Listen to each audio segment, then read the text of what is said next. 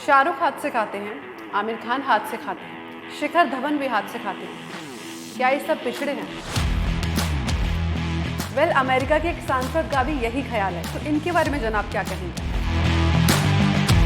America के पूर्व राष्ट्रपति बराक ओबामा भी हाथ से ही खाते हैं।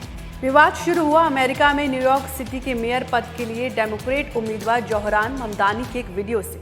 इसमें वो हाथ से चावल खा रहे हैं। वहां एक रिपब्लिकन राजनेता ब्रेंडन गिल ने इसी को लेकर कह दिया, अमेरिका में सब लोग ऐसे नहीं खाते। अगर आप पश्चिमी तौर तरीकों को नहीं अपनाना चाहते तो तीसरी दुनिया में चले जाइए। इसे लेकर अब विवाद खड़ा हो गया और सोशल मीडिया पर इसे नस्ल भेदी टिप्पणी कहते हुए आलोचना की जाने लगी। लेकिन इस विवाद से एक सवाल जरूर पैदा होता है कि भोजन हाथ से करना चाहिए या फिर छुरी कांटे से, क्योंकि भारत में तो भोजन करने की परंपरा हाथ से ही रही है।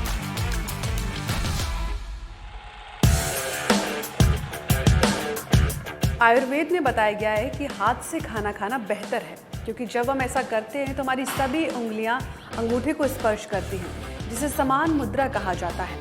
और माना जाता है कि इस मुद्रा से शरीर की पाचन शक्ति बढ़ जाती है। या ये भी समझा जाता है कि जब हम भोजन को स्पर्श करते हैं तो हमारा मानसिक तंत्र शरीर को ऐसे एंजाइम और पाचन द्रव्य तैयार करने का संदेश देता है जो भोजन को पचाने में सहायक होते हैं। सदगुरु जग्गी वासुदेव हाथ से भोजन करने के बड़े समर्थक हैं और वो कहते हैं कि अगर आप अपने हाथ से भोजन को स्पर्श नहीं करते तो आपको पता क्या होगा कि क्या है, और अगर आप छूने के लायक नहीं हैं तो वो आपके खाने के लायक भी नहीं हो सकता।